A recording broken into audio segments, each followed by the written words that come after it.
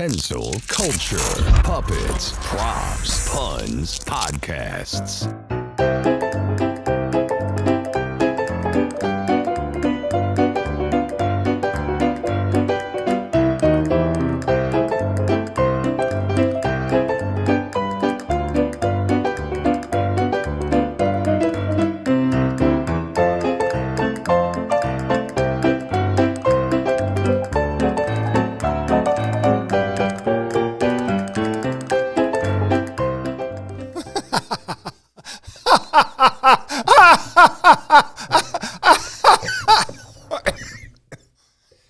Hey, hi, welcome back everybody to Kensil Culture. And here it is the Pop Culture Magazine, and it is named after our first guest. And let's have a nice hand for Mr. John Kensil. Hey, Wid, I'm moonwalking. What? What is this, John? You're dressed as a hot dog, John. No, I'm not. No, can I be frank? Don't act like a brat. Come on, I was on a roll here. You got any gray poop on? That yellow streak, you usually have that on your back. Are you warm enough in this? Yes. Or are you chilly, dog? This is the worst. Oh, I said that already. Oh. No, I didn't say it's the word. Okay, Nathan Shaken, okay? And I don't even, you look very nice, John. I like how you cosplay. I don't know who you're doing this for, okay? This might be a big hit in places like Hungary. I won an Academy Award for wearing this outfit. You won an Academy Award for wearing this outfit? Yes. In what movie was this? I was an Oscar Mayer wiener. Oh, you got me on there. And your girlfriend, Hamburglar, or the hamburger, your girlfriend? Yeah, Patty. Okay, yeah. Yeah, and pickles. No. I relish the thought, John. Okay, I'm very glad that you came in here dressed as a hot dog today. And have you ever had a bad hot dog? You ever had one? I talked to a friend of mine who used to sell hot dogs down on the Jersey Shore, and he says that one out of every 19, 20 were like a rubber dog, and you'd bite into it and it just go, because it had so much, animal guts in it. Did you know? I paid over $800 for this hot dog outfit. You paid over $800? That's a lot of baloney. Come on, who's gonna believe that you paid a lot of that? That don't cost. It didn't cost you a roll of money, okay? Come on. Take that as a condiment. A compliment, I mean. I don't mean to say that. I'm going to go get changed real quick. As John is changing out of his hot dog outfit, you can say, oh, look, he took it off and he still has a couple rolls. John, I did not mean to make a joke at your expense, okay? I know you're thick and tired of it. John's the type of guy who goes to Kentucky Fried Chicken and he licks other people's fingers. Okay, that's it. No, I like chickens because you can eat them before they're born and after they're dead. And here, ladies and gentlemen, let me give you and ladies and gentlemen, here he is, comedian John Kensil. Hey, losers. He's dressed as a hot dog, and I'm a loser. I did have a weight problem about going to KFC. In fact, I used to go to KFC and go, "Can I have a bucket of chicken?" And they would say, "Yeah," and I would say, "The one on the roof." Bitches. You are the Burger King. I knew you'd be trouble as soon as I laid eyes on you. The legendary Whit right there. Whit, I hope you're doing well. I am doing fine, John. I am doing fine. As soon as you came in dressed as a hot dog, now I'm hungry. You know, they used to say that hot dog juice got rid of freckles on kids. Hot dog juice, that's an actual, like... It's gross, too. As a kid, you would see that gray water they would cook hot dogs in, and it's also an aphrodisiac, I heard.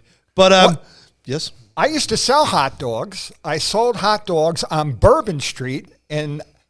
New Orleans. New Orleans. I think you say Orleans. Do you say, okay. How you say New Orleans? It's New Orleans? New Orleans, okay. That's because I got the draw. And I used to sell Lucky Dogs. And Lucky Dog here. And it was a great job, but I know those dogs were really dirty, okay. Oh, plus, what are the ones that don't sell that day?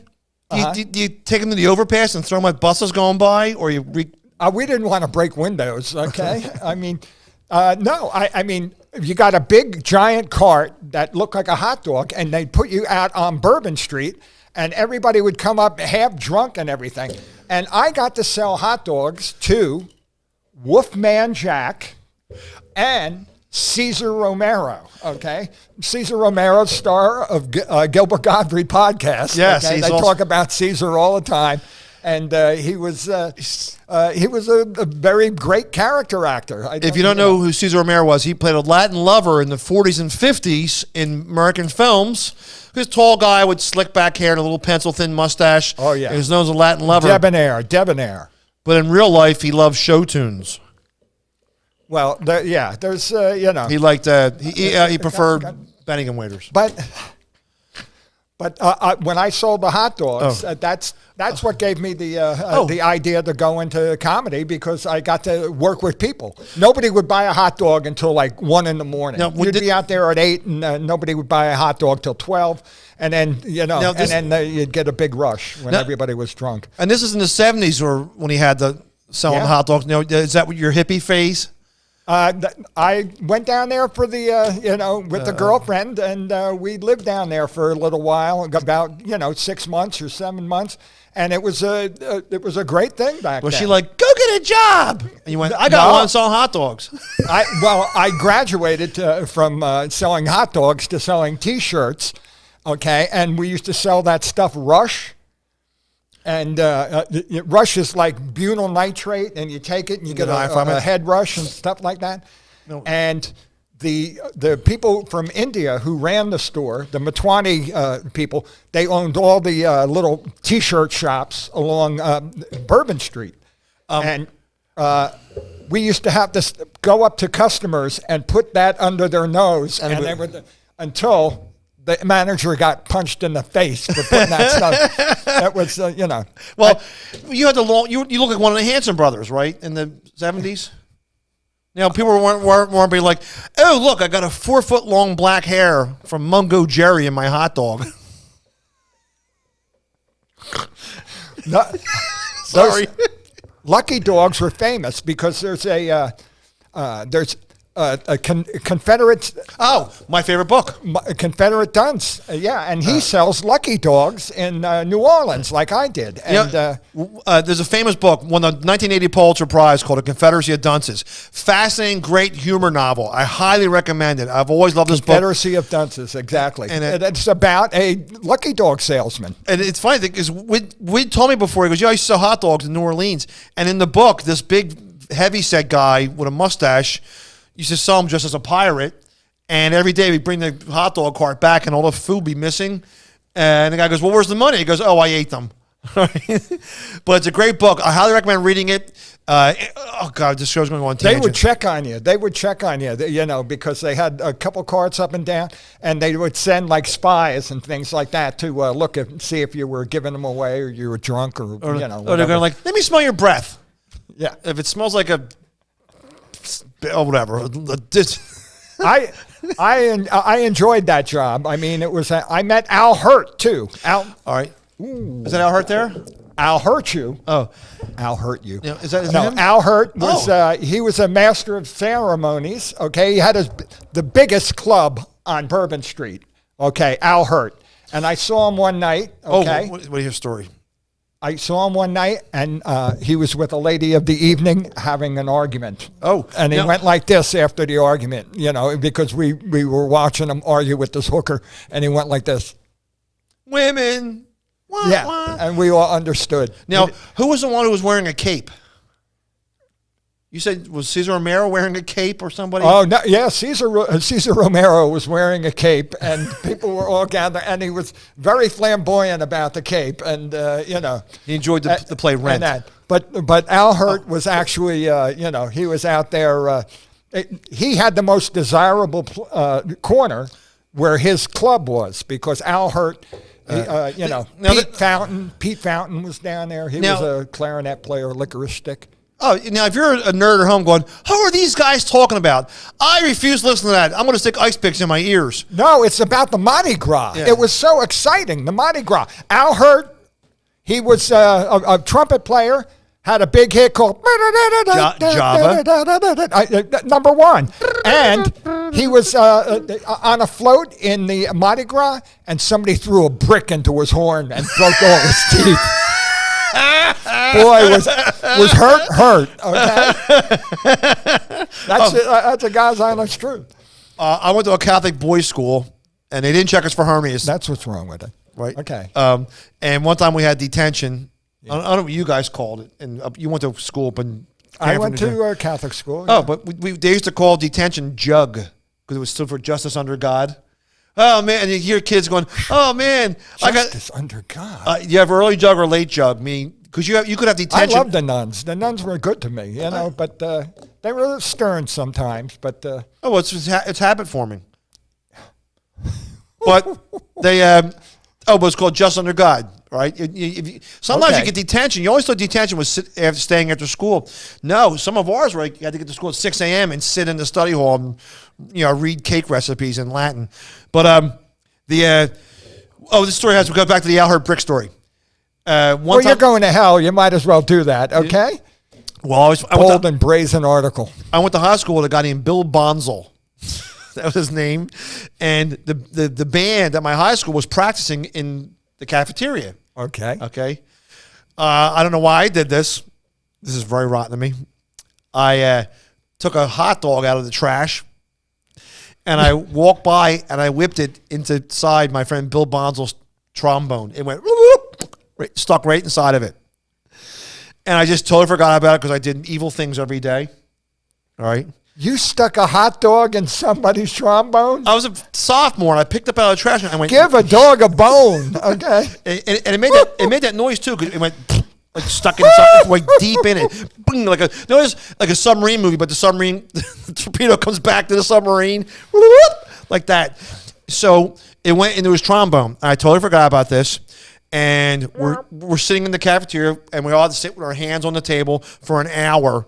And it was over something stupid. You know what it was for? The whole entire grade had detention because someone threw a snowball at a passing fire truck and a fireman in the face. Don't they know you should throw that at Santa Claus? Where were they? Yeah, this is Philip. So they let the band get out early, and we watched him pick up his trombone out of its case. Oh, that's what I did too. After I threw it in the trombone, I shut his case. A lot of jokes. Right. And I'm not going to do it like a Three Stooges story, even though I would love to embellish it like that. He picks up and he starts doing the trombone. He's going, and he realized something's wrong. And there was no baffle at the end, or like a plunger or whatever trombone guys. That's a trumpet, whatever. Right now, but he starts shaking it, and it fell on the floor. And he glared around the whole room and he starts screaming. He goes, I just paid $300 to have this brass redone over, and somebody ruined it. You ruined all the valves with hot dog juice. All of you. You ruined my trombone. Woo. And I've seen him. He's come to my comedy shows, and I've never told him it was me doing that. Right? It went right down. Oh, John, that's you do that on your deathbed, okay? Oh my God! On my deathbed. Holy crap! It'd be confessional city. And what would you call it if you put the hot dog inside a bigger brass instrument? Oh, what? A tuba steak. way too mistake. And I did stuff like that before. In my whole life growing up, I always viewed my life as the John Kensil show, where I was the star, but I had all odd characters around me. No, but I used to cause trouble, but I was very what does he call me? Instigator. Diabolical. Diabolical. The diabolical John Kensil, which I should use in my diabolical instigator, because he starts these, and he's clever about it. Oh. I hear there's a certain guy who, Civil War reenacts, and you left potato mashers around his house. He's gaslighting at its finest. He's going to hear this. All right, wait. He knows it was me. All right. He knows it's you. I'm sorry. No, he doesn't. I don't mean to. No, he didn't I'm no snitch. He didn't. I'll tell him. Hey, if you're watching this now, all right. Here's the story. Yeah. One time, my friend who loves history. Yeah. Oh, this will make you whine. Oh, that's my jam. One time, he asked me to go to Adamstown. It's by Lancaster, Pennsylvania. It's known for antiques. I go, sure, friend, who I will not say his name. Oh, he's going, all right. He knows I did it, but here's the story. So we go there, and he wanted to get a really well-made wooden-handled potato masher. And it's a big wooden handle, but there's a big W on the bottom of it. And you use it to industrially, if you're a professional cook, you would make potatoes with it. You mash it up, okay? It's another thing you don't need in the kitchen. Right. Well, you'll use it the first time. I'm going to make me some potatoes. And then 2 months later, the cat's playing with it. Yeah. So I thought it was funny. We drove out there. He paid $18 for it, because it's a really well-made cooking instrument. Uh-huh. Well, for fun, I like going to flea markets on Sundays. And I pick up neat things like this and this and this haircut and that. Yes. Duck! Yes. Anyway, what happened? Well, at flea markets, right by his house, I would accidentally buy other potato mashers. And when I went to go visit him, I would put him in his kitchen cabinets next to his cooking instruments. And I'm sure he didn't pick up on it right away. Well, wait a minute, I already have a potato masher. Why'd I buy one? Oh, wait a minute, there's another one. And there's another one. And there's another one. So finally, I snuck in 12 to 16 potato mashers. And my friend, who's watching this for the first time, calls me and goes, "You can cool it with the potato mashers?" I know, it's you. Like he was thinking they're breeding in his cabinets. Did he get mad? Why? Because, he needs a little anchor management. Okay. No, I'm sorry. So I went overboard. Oh my God. So and he's a great guy too. That is why they call him diabolical, Mr. John Kensil. In high school, we had cafeteria lunch, right? Okay. I had a friend I grew up with. They gave you lunch? Yes. Oh. I had a friend I grew up with. But as soon as you got to high school, first through eighth grade, buddy, friends. Yeah. High school, he went off to the drug-taking crowd who wore army jackets and, listen to Basie Rollers. My man. Roller boogie, right? But one time I found a baseball hat that was behind the school. It was run over by the trash truck. It was covered in grease. It was smushed up. It'd be like a baseball you'd see on I-95 laying on the shoulder. Crappy, beat up, rats threw up on it, flattened, squashed up, destroyed baseball hat. I accidentally picked it up, and I wrote his name inside the bill. And I went up to the Franciscan friar, the priest, at the cafeteria, and I said, "Yeah, I found Stanley Carroll's baseball hat." So there's 200 kids in this room. So the priest looks at this hat, is holding it like this. It was disgusted by it. And he goes, "Stanley Carroll, we have your hat. Stanley Carroll, we have your hat." And I see Stanley Carroll get up and walk up, and he hands him the hat. Look at it. Diabolical. And he scanned the whole entire cafeteria until he saw me and goes, "You're dead."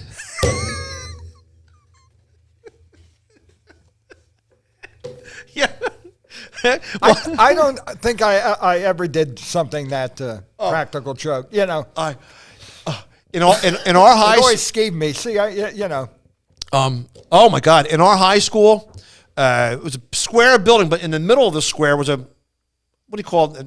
Inside of there was some grass and a fountain in there. What do you call that? A foyer. What do you call it? It's in the middle of a school or a mall, but it had a pavilion in the middle of the school, right? And they grew grass and flowers and vegetables and stuff. A courtyard. A courtyard. Inner courtyard. God, what a hard. Words, doorknobs, tired. All right. You don't know courts because you're a half pint. Yeah. One time at our school, somebody found a turkey, but it wasn't a wild turkey like the black ones you see eating on the side of the highway with their ugly red heads and they're the ugliest animal God ever created. It was a white turkey, from a farm. And somehow it wound up being in the courtyard. I don't know. They had to put it there. They can't fly unless you had an Uber or a Lyft or something. Almost was the United States emblem. That's right. Ben Franklin suggested that, right? So this turkey was walking around the courtyard. And people loved it. It was months and months and months. All the students, oh, there's the turkey. And you would be in class and you'd see the turkey walk by and look in the window at you. And because they're weirdo animals, all right? This story has a point. Oh, no, I'm right there, Butterball. When you're a kid, the greatest thing in the world in school is when you see a dog run down the hallway. Wow. Did you ever see a dog in school? No, I saw birds. We had birds come in our school. Well, I don't remember any dogs, though. Well, there's a dog like Benji, the little blonde colored, the little wiry haired little dog, whatever you call them, schnauzers or whatever you call those monsters. All right.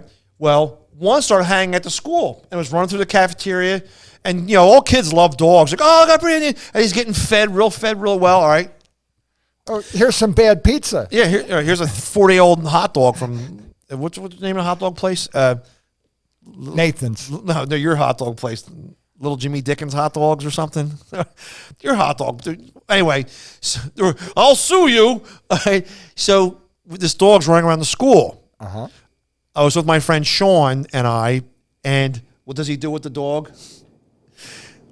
Puts him in the courtyard. He opens the door up to the courtyard and that's a dog on the courtyard, all right? The dog immediately made a beeline to try and attack and kill and murder the turkey. Right? And the turkey, they can't fly, but they can leap. It's like, blah, blah, it's running around. I'm not exaggerating the story. I'm telling the truth.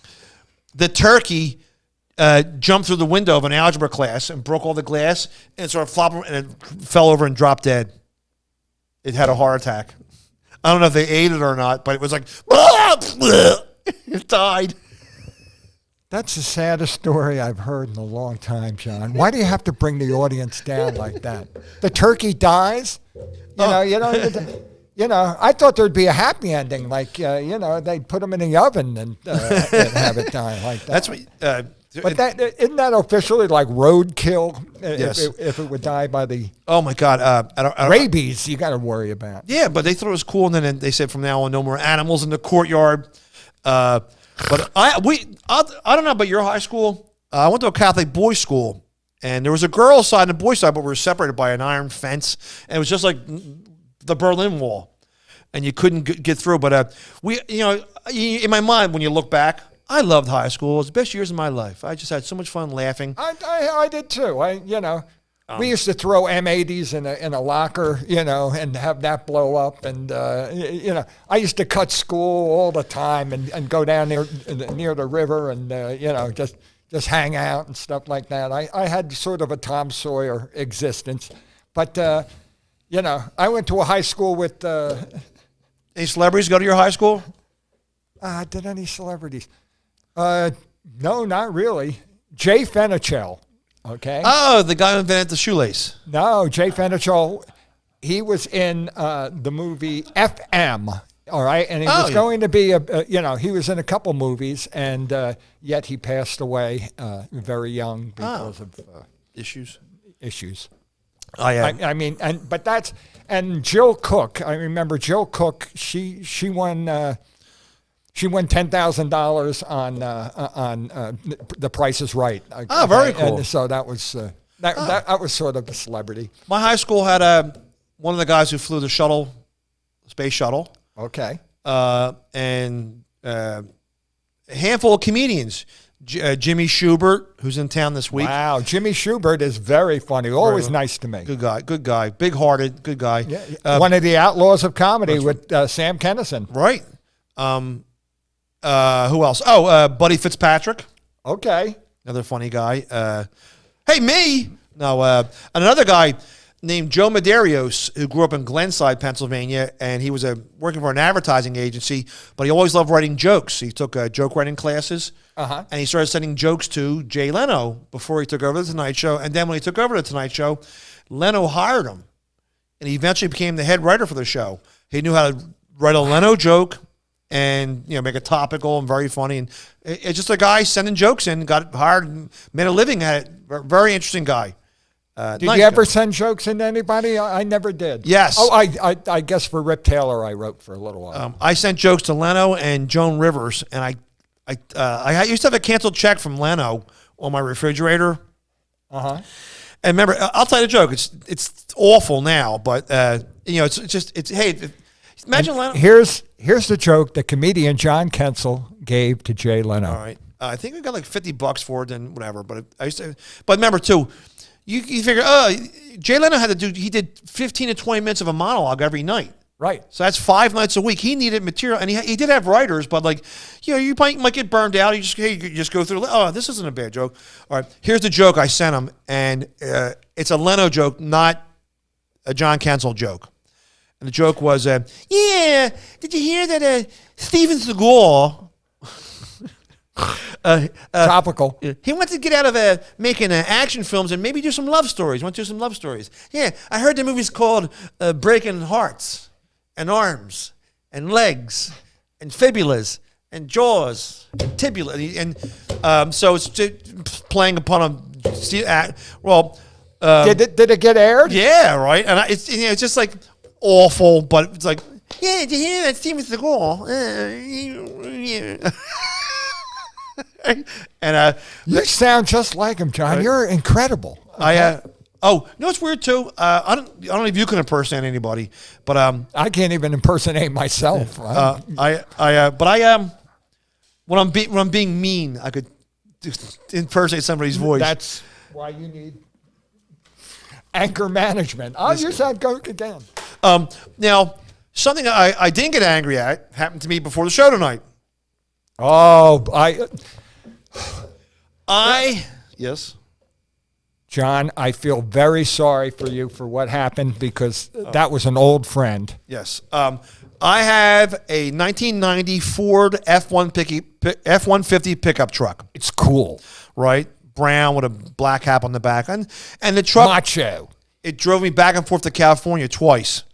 And it was a good workhorse. I highly recommend a Ford F-150 truck is great. But it started nickel and diming me. Just every couple months, something else would happen. It was always a couple $100. Finally, about a year ago, I had an opportunity to get a newer truck with really low miles on for a nice price. So this truck sat next to my house for almost a year. Right. And it was in good shape. No rotting away, but it was beat up. Did you start it up every now and then? Yes. Okay. But something was killing the battery after like 2 days. Okay.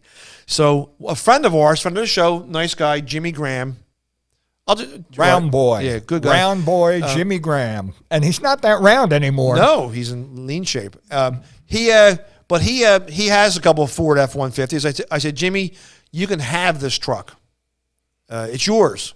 I don't want it. I'll just give you the title and that's it. So I came here today to do the show. And Jimmy came over to my house when I wasn't there. And he got the truck running. And he was going to take it back to his house. And I was going to change the title over later on. And here the truck, I'm not giving an excuse of what happened. Something happened with the truck. And it spun out on I-95 and smacked into the guardrail wall, the concrete wall. And Jimmy's like, yeah, right? And he sends me a text, and I go, all right, no problem, we'll take care of it. We were really worried in the beginning because you know. And I said, "Are you okay?" He goes, "Yeah, I'm fine, fine." Right? I'm like, "Oh," he goes, "But the truck's totaled." I'm like, "All right, well, stuff happens, you know, right?" And so before the show tonight, I had to go run up and meet my tow truck guy and have the truck. Had to leave just before we were about to start. Yeah. Yes. And so I get there, and here the truck isn't as bad as I thought it was. It's just, he put a gink in the back left-hand driver's corner. The bumper got smushed in. But I'm glad he didn't get hurt, because he said he didn't get hurt. No. Right? And glad, you know, this is a rainy day. Out. Today's a very rainy day on 95. It's slicked up traffic. I'm thinking, oh man, he could have spun out and smashed 85 cars and right. Like, you know, yeah. it's like a racetrack now in 95. Yeah. You know, people are. Ever since the pandemic shut down, people have been driving a lot faster. Yeah, but the things are so Jimmy's fine, which he said to me several times. And the truck, I'm thinking, the truck's like a tinfoil ball or a Christmas ornament, or like all right. And here, it's not that bad. So I had to get it towed back to my house, and the driver, the tow truck driver, goes, "Oh God." I was going to do his voice, but I'm going to sound racist. But he goes, "Hey, man, what are you going to do with this truck?" All right. I go, it's desirable, that truck. It's all there. I bet I could make a lot of money in parts off of it. Uh-huh. And but it's back at my house. I'm going to take it to the junkyard tomorrow and have it. Or I could turn it into the what do you call it? Donate your car, push it in, pull it in. Donate your car to car. Right? You know, there's a commercial on the radio. What? Oh, there's a commercial on the radio. 1-877 cars for kids. Okay. 1 and cars for kids, right? And I never knew what that meant. I thought they were giving like Miatas to 3-year-olds. You see like a baby go poo poo doo doo poo poo. But they're giving German cars to the senior citizens. Really? Yeah, it's an old Volkswagen. And I that's what happened to me today. Thank God Jimmy's okay. Thank gosh. No, it's really weird too. I used to envision my mind too, if I hit the lottery, I'm going to restore that truck. I'm like, screw that. You know what a headache that is? Go buy one if you want to find one. Find one that some old guy had who took his coon dog Ralph to the mountains. I look at the sometimes the auctions they have for cars, and even though I don't drive or you know, right. and I'm not particularly into cars, it's interesting to see what some cars get, especially you know. The classic cars, like from the 50s, that are in bad shape, you know, they're out in the desert someplace, and people will still buy them for, you know, the very, not as high as I thought. No. You know, I mean, you can get a nice looking car, you know, because I have no idea about mechanics. Well, you know, you open the glove compartment and there's hot dogs in it. It's the Widmobile. And I think this episode was called Hot Dog. Okay? Yes. Oh, yes. Yeah. Well, thank God we're all alive and healthy. It's a new year, and thank you for checking our show out. And please push the subscribe button. And tell all your friends, listen to Kensil Culture on all podcast formats. Thank you very much.